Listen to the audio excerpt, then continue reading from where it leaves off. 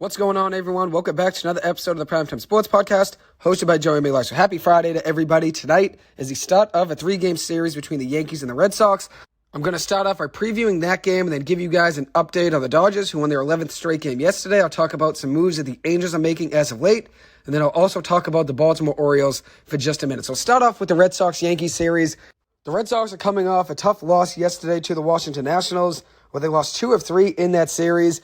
Even though the Red Sox probably should have won 2 of 3 in that series, Washington is playing better baseball as of late, which I alluded to yesterday. They're 18-12 in their last 30 games played, which is tied for 6th best in baseball with the Baltimore Orioles in the last 30 played. So that is impressive on its own, 18-12 in the last 30. They're starting to find a rhythm and get themselves back on track as a franchise. A lot of young talent there to build around, especially after that Juan Soto package that they landed. They have even more talent coming up in the next year or two. But here's the thing with that series against Washington. The Red Sox really did need 2 or 3 in that series. Now they're 3.5 games back of the last wildcard spot in the American League. The Mariners are only a half game back of the Blue Jays right now. The Mariners have won 3 in a row, 7-3 in the last 10. The Sox are 6-4 in the last 10, losing 2 straight now, losing both of those games to Washington. Yesterday was an interesting game. The Red Sox found themselves down 9-1 at one point in the bottom of the 6th inning. Then at the top of the 6th inning, the Red Sox scored 6 runs with a grand slam from Luis Arias and a Rafael Devers 2-run home run to make it a 9-7 ball game. The Red Sox threatened in the top of the 9th inning when they were down 10-7 with a leadoff hit by Alex Verdugo and then a double by Jarren Duran, making it 2nd and 3rd, nobody out. The Red Sox couldn't get anybody across, and they lose that game 10-7. Disappointing loss. But as I said, the Washington Nationals are playing better baseball as of late, but that's not an excuse for the Red Sox not to go in there and get the job done. They needed to win 2 of 3, and they end up losing 2 of 3 in that series. But now if you look at the Yankees, though, it's really been a lost season for them. This season is pretty much almost over. They're 6.5 games back of the last wildcard spot right now. If you look at their lineup, not much offensive production. Only Aaron Judge has a better batting average than 265 on the year. If you look at their lineup, Judge is at 281, and then Gleyber Torres is at 265, which is the second best batting average on the club. And if you look at them as a whole, their pitching's been off this year. Luis Severino is not the pitcher that he once was. They've had some injuries as well to starting pitchers like Carlos Rodon, who struggled. And then obviously the whole fiasco with Domingo Germán on the season has been a roller coaster for the Yankees. So they've really had a challenging season with injuries and players just not producing like they typically would. Anthony Rizzo's had a tough season. And then even though DJ LeMahieu's missed a little bit of time, he's had a tough season. Josh Donaldson was one of the worst hitters in the game of baseball this year before getting hurt. Aaron Judge was hurt. They've really struggled this year to stay healthy, and then even guys that are playing have been struggling as well and been poor at the plate. So it's really just been a disaster for the Yankees this year. And if the Red Sox could win 2 or 3 games this weekend against the Yankees, I think it completely ends their playoff chances. They have a very, very slim chance of making the playoffs, where things currently stand 6.5 games back of Toronto right now. But if the Red Sox go and win 2 or 3 against the Yankees, I think it completely ends the Yankees season. They're 2-8 in the last 10 games.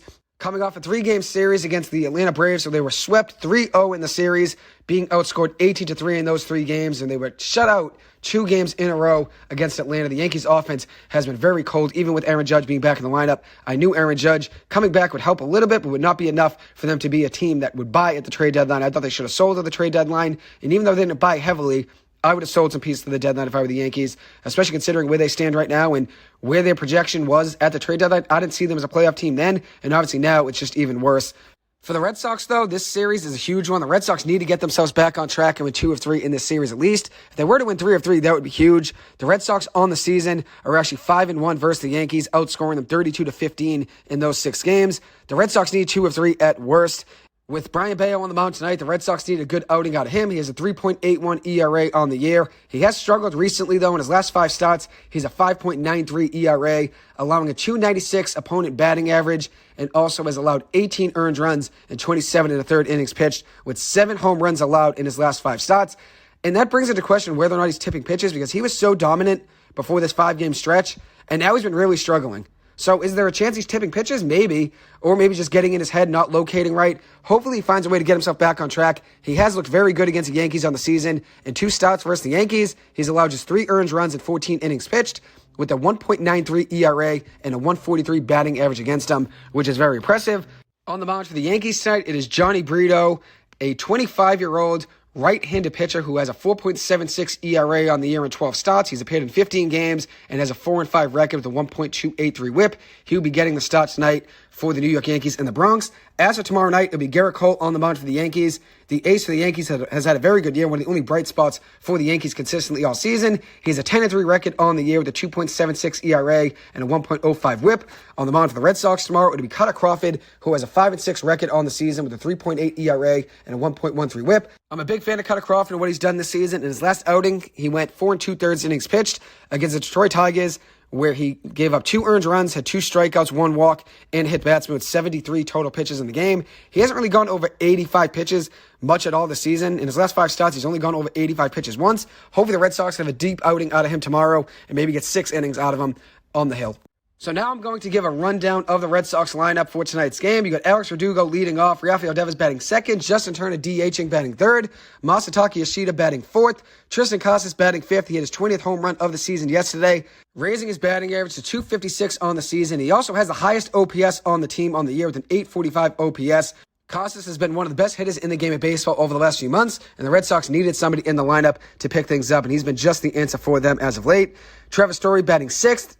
Then batting seventh, it is my boy Jarren Duran, who has taken the last few days off from the starting lineup with mental health issues. It's nice to see him getting the support he needs from Alex Cora, the Red Sox clubhouse, and the fan base as a whole, especially with all that Jarren Duran went through last season. To see him come back as a different player this year, make all the adjustments he's made defensively and at the plate. Obviously a much different player than he was last year, but he still has been going through some things mentally, and it's good to see him getting the support he needs from Alex Cora and the team.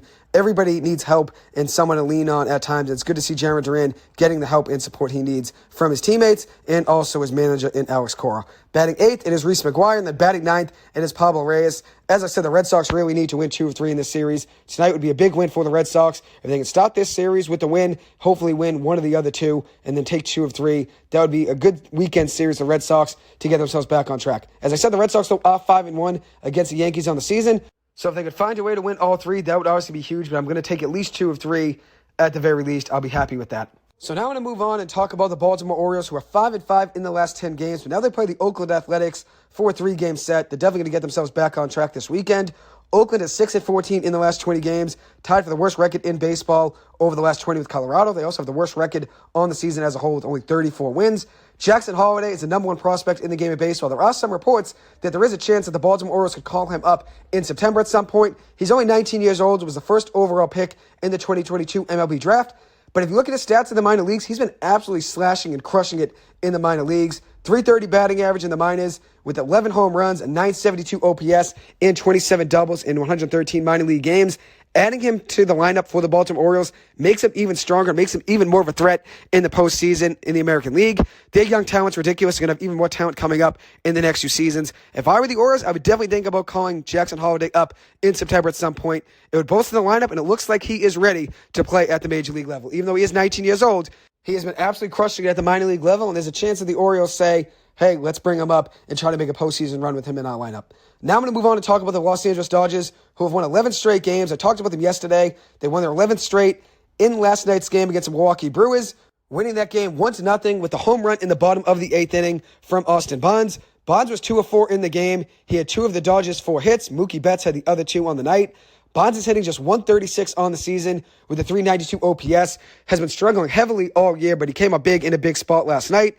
The Dodgers are now 15-1 in the month of August, and they start a 3-game series versus the Miami Marlins starting tonight, who have been struggling heavily in the last 30 games. The Marlins are just 10-20 since the All-Star break. They were 53-39 before the All-Star break, and are now 10-20 since the All-Star break. Tony Gonsolin's on the mound tonight for the Dodgers, 8-4 record on the year with a 4.24 ERA and a 1.14 whip. Sandy Alcantara is on the mound for the Miami Marlins, a 5-10 record on the season with a 4.09 ERA and a 1.17 whip. That's a good matchup tonight, and then tomorrow, another good matchup. Julio Urias is on the mound for the Dodgers, 10-6 record with a 4.35 ERA and a 1.12 whip, versus Yuri Perez, who is a 5-4 record for the Marlins on the year with a 3.19 ERA and a 1.15 whip. And then Sunday, it'll be Bobby Miller on the mound for the Dodgers, who's been fantastic on the season as a rookie, a 7-2 record with a 3.7 ERA and a 1.17 whip. In his last 3 starts, he's been very dominant. He's gone against 3 very good teams in his last 3 starts, 3 teams that are still in the mix for the playoffs, even though the Padres have been a disappointment on the season. They are still technically in the mix in the NL wildcard race, and then Arizona and Milwaukee are more in the mix than San Diego. But those are 3 teams there that are in the mix for the playoffs, In his last 3 starts, he's only allowed 2 earned runs against those teams in 15 2/3 innings pitched, with 11 strikeouts, 6 walks, a 1.15 ERA, and a 190 opponent batting average against him. He's been dominant on the season. Great to see the Dodgers bringing up young talent and seeing them produce like they always do. It seems like they just always find a way to bring even more talent in every single year. Even though they don't sign a big free agent this offseason, they still find a way to get prospects up, get under the radar signings like JD Martinez, and bring back time for guys like Ryan Brazier and Kike Hernandez. They're just a ridiculous team to watch, and a team that's getting hot at the right time, 15-1 in the month of August. Now I'm going to move on and talk about the Los Angeles Angels really quick, who've been making moves today. They designated Chad Wallach for assignment, has been a backup catcher for them the last 2 seasons. He got a bigger role this season than expected when Logan O'Hoppe went down with an injury early in the season. Wallach has been struggling, though. He has 7 home runs on the season, so he was showing a little bit of power, a 682 OPS, but hitting just 209 for a batting average. We'll see what happens with him. If nobody picks him up off waivers, he'll end up back in AAA, but there is a chance that somebody will pick him up. The Angels also placed C.J. Cron on the 10-day injured list with a back injury. He's been struggling for the Angels in his return to Anaheim, hitting just .217 in 14 games with the Angels and just 1 home run, a .217 batting average for a guy that was doing better in Colorado. You'd think he'd come to the Angels and maybe get some juice back, considering he was with the Angels early in his career, could help them try to make the postseason, but he has struggled in the 14 games since being acquired by the Angels at the trade deadline. Now it leaves the Angels with a big decision to make. Do they go out and be aggressive like they've always been and take a big risk and call up one of their top prospects? Or do they just try to make ends meet with what they have in their roster? They chose the first thing that I said. They chose to go out and elevate one of their top prospects, first baseman Nolan Schanuel, who is the 11th overall pick 40 days ago in the 2023 MLB Draft, already getting called up to the major leagues, was very MLB ready, though, at the MLB Draft, which is the reason the Angels took him. They wanted to draft players that could help them win potentially sooner than a high school player could. So if you draft a college player that was a senior in college, they're closer to making the major leagues most of the time than a high school prospect is. So it makes sense with them drafting a guy like Nolan Schanuel, a guy that is a little bit more MLB ready than a top high school prospect. He's a guy that did very well in AA for the Angels, hit .339 in 16 AA games. Was a very good college baseball hitter at Florida Atlantic. He hit 3 home runs versus University of Florida this past season. Very strong power, good for average as well. One of the best college bats in the MLB Draft. Had 19 home runs, 64 runs batted in, 14 strikeouts to 71 walks. He had 57 more walks than strikeouts this past season. Also a .447 batting average and a .615 on base percentage this past season with an .868 slugging percentage, a .1483 OPS, and 18 hit by pitches. In his career at Florida Atlantic, he had 46 home runs, 176 runs batted in, a .386 batting average with a .516 on base percentage, 57 strikeouts to 138 walks, and a .1215 OPS. Very patient hitter that obviously has a great eye at the plate, considering he had 138 walks in his college career and only 57 strikeouts. Now he's being called up to the major leagues and will be leading off for the Angels tonight ahead of Shohei Ohtani in the lineup. He'll be leading off playing first base, and then Shohei Ohtani will be batting second for the Angels, DHing in tonight's game. Batting third, it'll be Brandon Drury playing second. Mike Moustakas batting cleanup playing third. Batting fifth, it'll be the catcher, Logan O'Hoppe. He is back in the lineup tonight for the Angels. Much need to see him back in the lineup. Hitting .283 on the season with 4 home runs, 2 doubles, and a .339 on base percentage and .886 OPS on the season with just 53 at-bats. Did get hurt early in April. Good to see him back in the lineup. Batting sixth, it is the center fielder, Mickey Moniak, who has a .279 batting average on the season with 12 home runs, 18 doubles, and an .811 OPS on the year. Batting seventh, it is the right fielder, Hunter Renfroe. Batting eighth, it is a shortstop, Luis Rengifo. And batting ninth, it is a left fielder, Randall Grigic. So that's a solid lineup tonight for the Angels. We'll see what Schanuel does in tonight's game. He is only 21 years old, so there is a big risk calling up this early, but the Angels are in desperation win-now mode. They're in desperation win-now mode. Still a long shot to make the playoffs the way things currently stand, but I love that they're putting all of their chips in for right now. Desperate times call for desperate measures. They're going all in, and they want to try to surround Shohei Ohtani with the most talent possible. I said when they drafted Nolan Schanuel, they were trying to get college bats to try to put better players around Shohei Ohtani in the next year or so. Did I think they'd call Schanuel up this quick? No, I don't think anybody thought that. Obviously, that's a surprise call-up, but they're going all in. And Schanuel said right after the draft that he wants to be there with Zach Neto, with Ben Joyce, with Mike Trout, with Shohei Ohtani, and now he's done just that. He's in the same lineup tonight with Shohei Ohtani. We'll see if Zach Neto and Mike Trout can get back soon, but he's in the Angels lineup tonight. Hopefully he can do big things for the Angels. As I said, in 16 AA games, he was a big threat for the Angels with a .339 batting average, a home run, and a .955 OPS.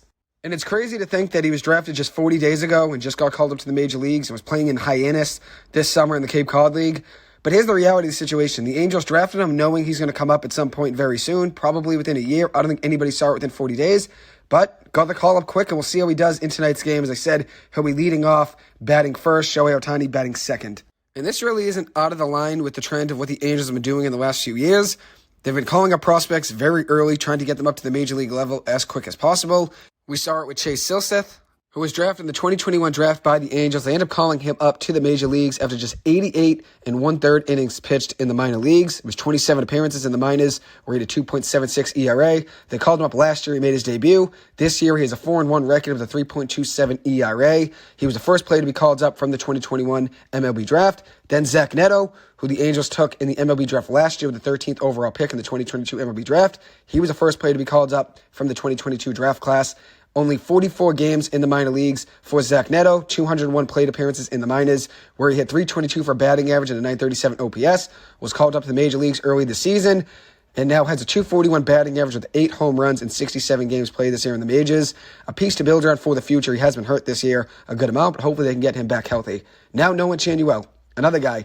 21 games in the minor leagues, just 96 plate appearances in the minors, and he's going to hit leadoff for them tonight. And obviously, as I said, was a great college baseball hitter, and he was more MLB ready than just about every single player in the MLB draft in 2023. So it makes sense why the Angels took him. Sam Bachman, another example, the 9th overall pick in the 2021 MLB draft, made his debut this year as a reliever, a 3.18 ERA in the major leagues this year. He was called up after just 23 minor league appearances, with a 4.48 ERA in the minors. He's currently on a 60-day IL, unfortunately. And then Ben Joyce, another pitcher who the Angels called up very quick. He's appeared in 5 games this year, has a 4.5 ERA since making his debut. He was a third-round pick in the 2022 MLB Draft, was called up after just 27 appearances in the minor leagues, where he had a 3.45 ERA. He's currently on the 60-day IL. So it makes sense why the Angels really are calling up guys sooner rather than later. They want to get the most talent around Shohei Ohtani and Mike Trout and make it happen as soon as possible. If you look at it, they called up the first player from the 2021, 2022, and 2023 MLB drafts, and then Sam Bachman, Ben Joyce are 2 other examples that they called up very fast. We'll see what the Angels do tonight. They're starting a 3-game series against the Tampa Bay Rays tonight in Anaheim. Tyler Anderson is on the mound for the Angels, 5.28 ERA on the year with a 1.52 whip. The Angels are currently 7 games back of the last wild card. Very slim chance that they can make the playoffs, but there's no harm in trying. They might as well go out and try. Mike Trout still recovering from the broken hamate bone in his hand. He's facing live pitching now and could be back in the lineup as soon as next week, so we'll see what happens there. Anyways, I will conclude this episode. Thank you guys so much for taking the time to listen to this. As always, I appreciate it and hope you guys have a good one. I will see you in the next episode.